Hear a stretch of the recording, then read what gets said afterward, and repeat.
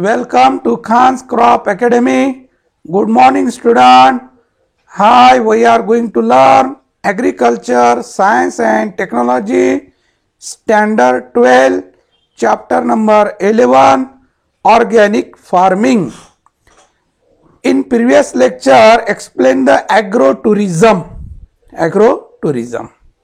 विद्यार्थी मित्रांनो, या अगोदर आपण चॅप्टर नंबर 10 ॲग्रो टुरिझम हे पूर्ण आपण कंप्लीट केलेलं आहे चॅप्टर. त्यावर एक्सरसाइज सुद्धा घेतलेली आहेत. एकूण 4 ते 5 लेक्चर कंप्लीट झालेले आहेत एका चॅप्टरवर. ते पूर्ण बघायला पाहिजे. आणि आपण व्हिडिओ बघत असताना नोटबुक आणि पेन घेऊन बसावं आणि जे जे महत्त्वाचे पॉइंट आहेत ते नोट करत चालावं. आणि व्यवस्थित जर आपण नोट्स काढल्यानंतर आपल्याला कशाची गरज भासणार नाही. तर आपण बघत असताना आपण नोट सुद्धा करायला पाहिजे. तर पूर्ण आपलं 5 ज्ञानेंद्रिय हे कॉन्स्टंट असतात. यासाठी आपण लिखाणावरही जास्त भर द्यायला पाहिजे. दररोज ॲग्रिकल्चर, सायन्स अँड टेक्नॉलॉजीसाठी फक्त अर्धा तास द्या. बाकी काही टेन्शन घ्यायचं नाही. तर बघूया आपण ऑर्गॅनिक फार्मिंग. तर विद्यार्थी मित्रांनो, आपण चॅप्टर नंबर 8 पासून हे पूर्ण नवीन सिलेबस इन्क्लूड केलेला आहे आणि इंटरेस्टिंग आहे व्यावसायिक दृष्टीनं. आणि आपलं क्रॉप प्रोडक्शन म्हणजे ॲग्रिकल्चर, सायन्स अँड टेक्नॉलॉजीचा विद्यार्थी कुठेही चमकायला पाहिजे यासाठी सिलेबस इन्क्लूड केलेला आहे. स्वतःचा व्यवसाय उभारता यायला पाहिजे शिक्षण झाल्यानंतर. आणि पूर्ण BSc ॲग्रीमध्ये जे सिलेबस आहे, टेक्निक जी आहे म्हणजे ॲग्रिकल्चर, सायन्स अँड टेक्नॉलॉजी, जेव्हा टेक्नॉलॉजी या विषयामध्ये आलेलं आहे तर काही चॅप्टर टेक्निकल इन्क्लूड केलेले. तसंच ऑर्गॅनिक फार्मिंग ही आज काळाची गरज आहे. म्हणजेच सेंद्रिय शेती आपण जे म्हणतो ते आपल्याला चॅप्टर ऑर्गॅनिक फार्मिंग म्हणून टाकलेलं आहे. ऑर्गॅनिक फार्मिंग या चॅप्टरवर आपल्याला कंपल्सरी 3 मार्काचं आणि विथ ऑप्शन 6 मार्काचं विचारतात. म्हणजे ऑप्शन जर काही धरलं आपण तर या चॅप्टरवर 6 मार्काचं विचारलं जाऊ शकतं.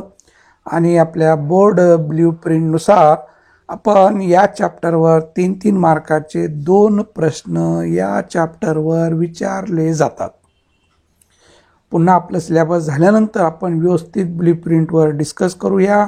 आता आपण आपलं सिलेबस संपवण्याच्या आपण सिलेबस संपू अगोदर. त्यानंतर आपण बोर्ड पेपर पॅटर्न जे आहे त्यावर आणखीन आपण डिस्कस करूया. तर आपण वेटेज वाईज जर आपण अभ्यास केलं तर आपलं सोपं होणार आहे. तर हा चॅप्टर 6 मार्काचा ग्राह्य धरलं तर 3-3 मार्काचे 2 प्रश्न या चॅप्टरवर विचारतात. तर सुरू करूया आपण organic farming. Organic farming, what is mean by organic farming? Organic farming, what is mean by organic farming? सेंद्रिय शेती म्हणजे काय? It is the crop production system. It is a crop production system in which avoid the use of agricultural chemical. Avoid the use of agricultural chemical. Which agricultural chemical? That is fertilizer, pesticides, growth regulator. These are the agricultural chemical. These chemical avoid the uses and maximum use मग जास्तीत जास्त काय use करायचं? Maximum use of organic manure, crop rotation, green manure, bio fertiliser and vermicompost is known as organic farming.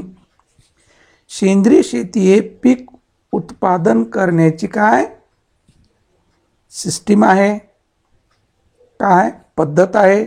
पीक उत्पादनाची पद्धत आहे. यामध्ये कृषी रसायनाचं वापर काय केलं जातं? अवॉइड केलं जातं. म्हणजे कमीत कमी वापर केलं जातं असं म्हटलं तरी चालेल किंवा टोटल नाही वापर केलं तरी चालेल. रसायने कृषी रसायनाचा वापर न करता जास्तीत जास्त सेंद्रिय खताचा वापर करणे, पिकाची फेरपालट करणे, हिरवळी खताचा वापर करणे, बायो फर्टिलायझर ज्याला जैविक खते म्हणतो आपण त्याचा जास्तीत जास्त वापर करणे, गांडूळ खताचा जास्तीत जास्त वापर करणे, असं जर वापर करून जर आपण पिकाचं उत्पादन केलं तर त्या उत्पादनाला आपण काय म्हणणार, सेंद्रिय शेती म्हणणार. काय म्हणणार, सेंद्रिय शेती. सोपं आहे. जास्तीत जास्त सेंद्रिय खताचा वापर करणे आणि कृषी रसायनाचा वापर न करणे, त्याला अवॉइड करणे, त्यापासनं बचाव करणे, त्यापासनं प्रोटेक्ट करणे, अशा शेतीला आपण काय म्हणणार, सेंद्रिय शेती म्हणणार. तर आजकाल भरपूर सेंद्रिय शेतीचं वापर चालू आहे.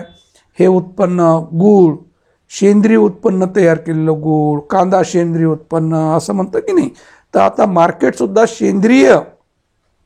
सेंद्रिय शेतीपासनं तयार झालेलं उत्पादन जे आहे ते फॉरेनमध्ये वगैरे त्याचं मार्केटच वेगळं केलेलं आहे. मार्केटच काय केलेलं आहे, वेगळं तयार केलेलं आहे. मार्केट वेगळं तयार केलेलं आहे आणि त्याला भाव जास्त मिळत आहे. कारण आज आपण बघतो कृषी रसायनाचा जास्त वापर करून आपण आपल्या शरीरावर वेगवेगळे रोग उत्पन्न करत आहोत, है ना. आपलं जे इम्युनिटी पॉवर आहे ते दिवसेंदिवस कमी होत चाललेली आहे. हे आपण जे खातो सगळं रसायनाचं खातो. कोणतंही भाजीपाला फवारण्याविना तयार होत नाही आहे. जे आपण टमाटे, वांगे, भेंडी, है ना, जे काही आपण खातोय सगळं कृषी रसायनापासनं, रसायन खत, फवारणी, केमिकलचंच, है ना. नंतर जे ग्रोथ रेग्युलेटर सुद्धा आहेत, जे संप्रेरके म्हणतो आपण, जे वाढ होण्यासाठी द्राक्षे कॅप्सूल तयार करण्यासाठी काय वापरतात, जीए काय, ग्रोथ रेग्युलेटर हार्मोन्स आहे. काय, केमिकल आहे, कृत्रिमरित्या तयार केलेलं हार्मोन्स आहे. यामुळे आपल्याला शरीरावर परिणाम होणार, वेगवेगळ्या रोगाची उत्पत्ती होणार. आज आपण मग तो बेचव आहे टमाटे, कोथिंबीर, जे गावरान आपण जे म्हणतो कसं चवदार असतं. जे म्हणत होते अगोदर तूप, हे तूप जर गरम करत असताना 10 ग्रामध्ये त्याचं स्मेल यायचं, एवढं सुगंध यायचं त्या तुपाचं. आजचं तूप काही नाही. म्हणजे सगळं काही बदललेलं आहे. सगळं रसायनाचं वापरत आहे. गाई म्हशीला आपण इंजेक्शन देत आहे, त्याला केमिकल खाऊ घालत आहो आणि त्यापासनं मिळणारं दूधसुद्धा आहे रसायनाचंच मिक्स आहे. म्हणून शेतकऱ्यांना जागं होण्यासाठी कमीत कमी कृषी रसायनाचा वापर करून जास्तीत जास्त शेणखताचा वापर करायचा आहे. म्हणजेच त्यामध्ये शेणखत आलं, त्यामध्ये पिकाची फेरपालट आली, त्यामध्ये हिरवळी खते आले, जैविक खते आले, गांडूळ खते आलं. याचा जास्तीत जास्त वापर करायचा आणि यापासनं निर्माण होणारं जे उत्पन्न आहे त्याला आपण सेंद्रिय शेतापासनं तयार झालेलं उत्पन्न असं म्हणणार. आणि याला मार्केट डिमांड भरपूर राहणार आहे. कारण आज आपलं पोट भरलेलं आहे. आज आपल्याला काय पाहिजे, क्वालिटी पाहिजे. क्वांटिटी भरपूर झालेली आहे. काय पाहिजे आता, क्वालिटी बघत आहोत आपण, है ना. काय बघताय, क्वालिटी. तर ऑर्गॅनिक फार्मिंग करून आपण उत्पन्न तयार केलेलं हे पर्यावरणालाही कसं असणार आहे, घातक राहणार नाही. कारण कृषी रसायने वापरणार नाही आपण, पर्यावरणाला संतुलित ठेवणार आहे. म्हणून काळाची आज गरज आहे. सेंद्रिय शेतीकडे आपल्याला वळायचं आहे. सेंद्रिय शेतीबद्दल या चॅप्टरमध्ये आपल्याला सविस्तर माहिती बघायची आहे. तर आपण बघूया. The practices of organic farming also involve the following. Good animal husbandry practices. पहिलं प्रॅक्टिस काय, गुड ॲनिमल हजबंडरी प्रॅक्टिसेस. आपली सेंद्रिय शेती कशावर आहे, शेणखतावर आहे. मग शेणखत कुठून मिळणार आहे, जनावरांपासनं. म्हणजे पशुसंवर्धन हे करणं फार गरजेचं आहे. तरच आपल्याला शेणखत मिळणार ना, ऑर्गॅनिक मॅटर मिळणार. जास्तीत जास्त पशुसंवर्धनाचं संवर्धन करणे. Careful use of natural water resources. तर जे नॅचरल रिसोर्सेस म्हणजे वॉटर आहे याचं परिपूर्ण व्यवस्थित फायदा करणे, वेस्टेजमध्ये न जाऊ देता जेवढं पाणी द्यायचं तेवढं, पिकाला जेवढं पाहिजे तेवढंच. नाहीतर माझी विहीर आहे, माझं बोर आहे, माझं कालव आहे, किती शेतामध्ये पाणी आपण सोडत आहोत, है ना. तर याची भान असायला पाहिजे प्रत्येकाला की हे जे पाणी आहे सगळ्याचं आहे आणि हे अनमोल आहे. हे साठा जर संपलं तर आपल्याला जे मागची पिढी येणार आहे त्या पिढीला राहणार नाही. हे आपण दक्षता घ्यायला पाहिजे. अशा पद्धतीनं पाण्याचा वापर आपण व्यवस्थित करणं गरजेचं आहे. Good agricultural practices.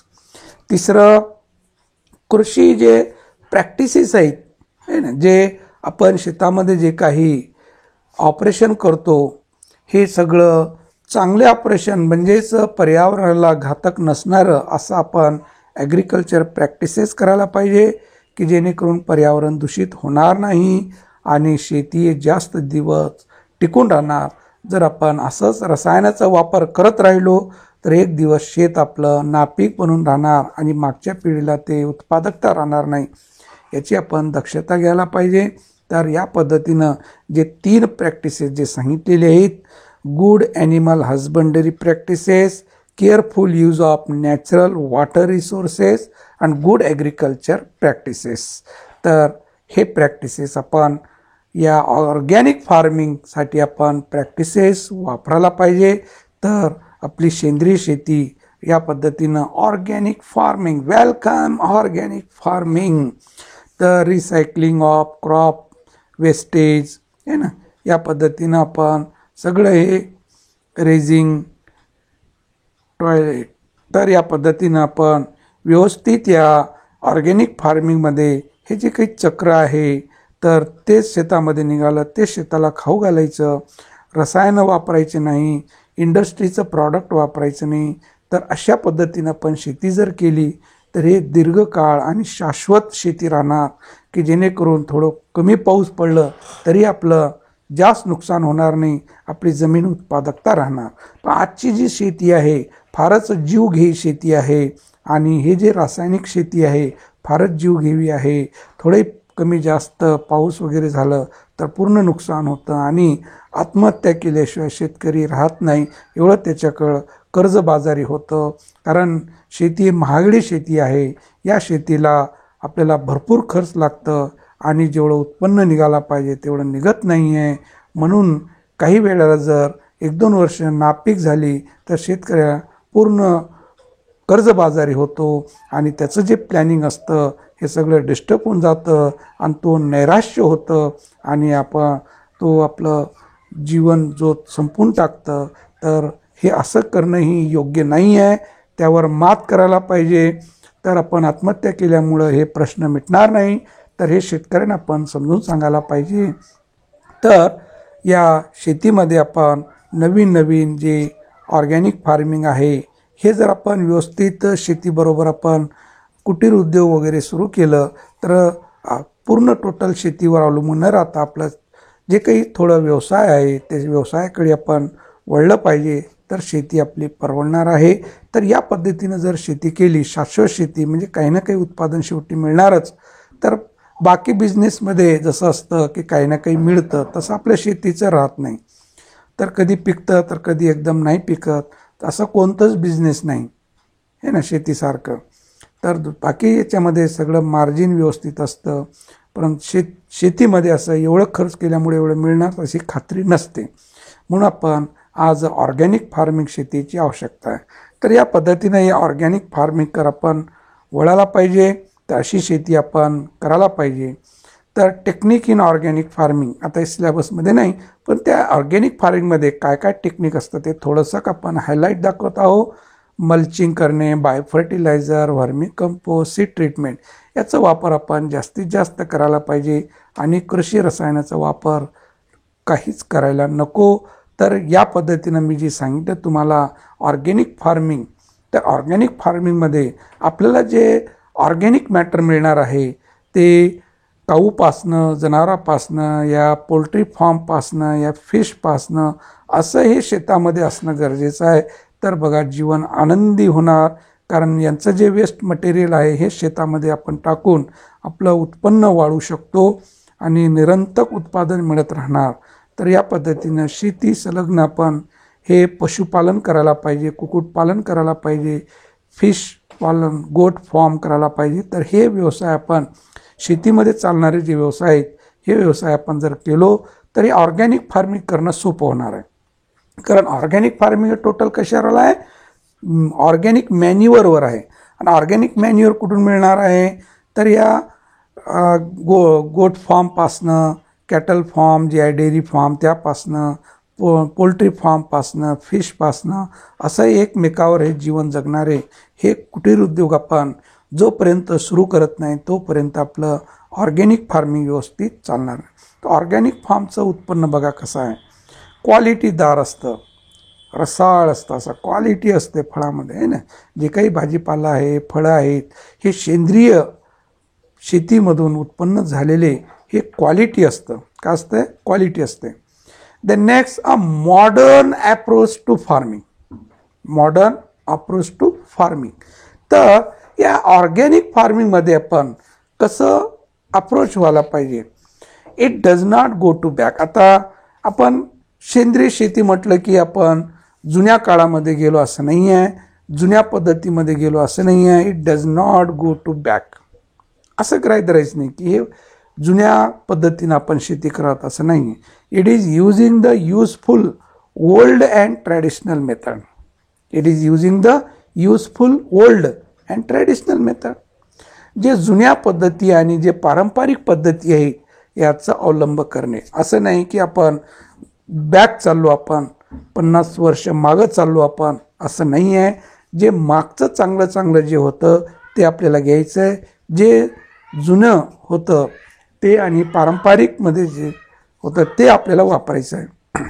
There are many old techniques of farming which are still use today.